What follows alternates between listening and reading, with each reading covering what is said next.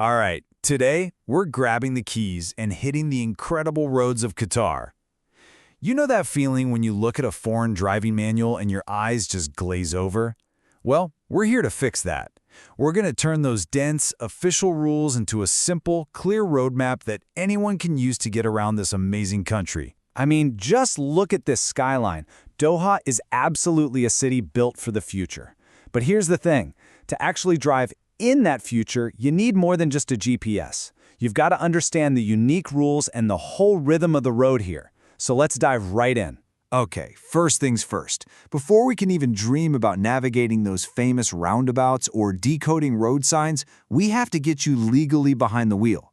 So let's start with the official process, your ticket to ride in Qatar. And let's be clear, this isn't just some friendly suggestion. The law here is crystal clear, and it's the foundation for literally everything else we're going to talk about. You simply cannot drive in Qatar without a proper license from the right authority. No license, no driving. Period. So, how do you get one? Well, the good news is it's broken down into 4 pretty clear steps. First, you've got to meet the basic requirements. Be at least 18 and pass a medical check. Second, get all your papers in order. Third, you got to pass both a written test and a practical driving test. And finally, step 4, pay your fees and get that brand new license in your hand. Now, that gather your documents step, this is where you really need to pay attention, because what you need depends on who you are. For Qatari and GCC nationals, it's pretty straightforward. But for residents and visitors, you've got some extra hoops to jump through.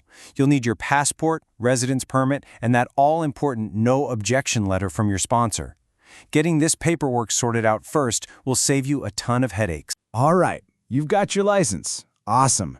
Now it's time to learn the local dialect, the visual language of Qatar's roads. Let's break down the signs that are going to guide your every move. So just like any language, the road signs here have their own grammar, and it's mostly about shape and color. You've basically got 3 main types to master. Prohibition signs, those are the red circles, tell you what you absolutely cannot do. Mandatory signs, the blue circles, tell you what you must do. And warning signs, those are the red triangles, you're giving a friendly heads up about what's just around the corner. And here you can see exactly how that plays out in the real world. That red circle with a 60 in it on the highway, yeah, that's not a suggestion. It's a strict prohibition. It means you must not, under any circumstances, go faster than 60 kilometers per hour. Next up, we've got these blue mandatory signs. You should think of these as direct orders to keep everything moving smoothly. When you see that blue circle with an arrow, it's not giving you a choice. It's telling you, hey, you must go this way, forcing you to take a specific action to keep traffic safe and predictable for everyone. And finally, the triangles, the warning signs. Honestly, these are your best friends on the road.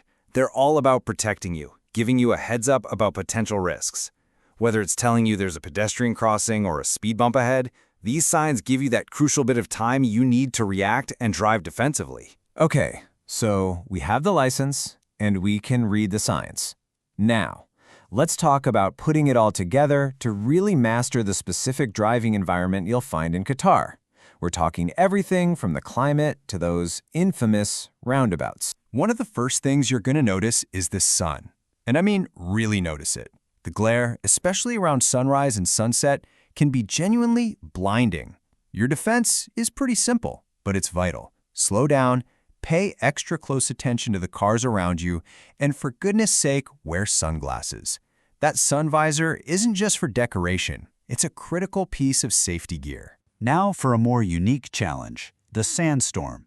When sand starts blowing across the road, it reduces your tire grip and your visibility at the same time. It's a double whammy.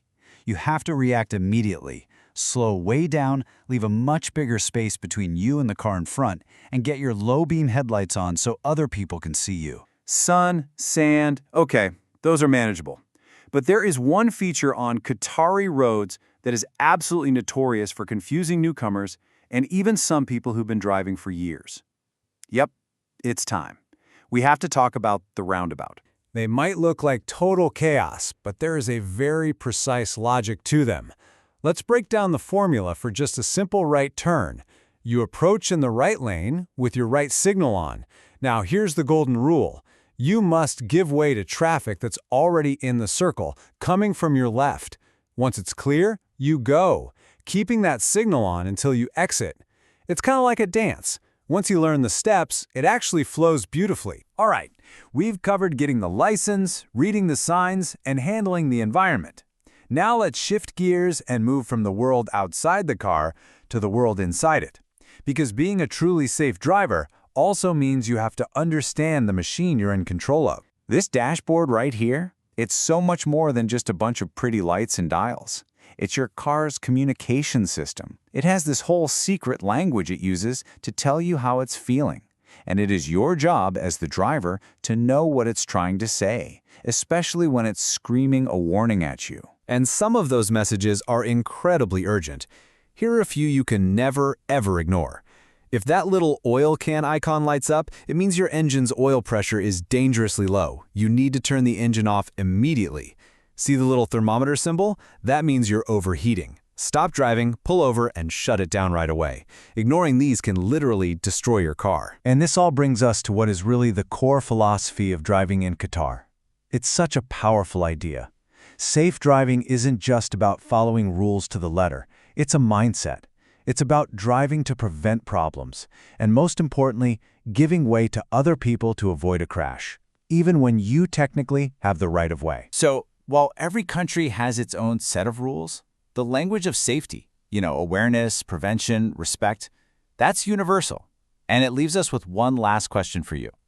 What's one driving rule, from your own experience, that you think every single country in the world should adopt? Thanks for joining us.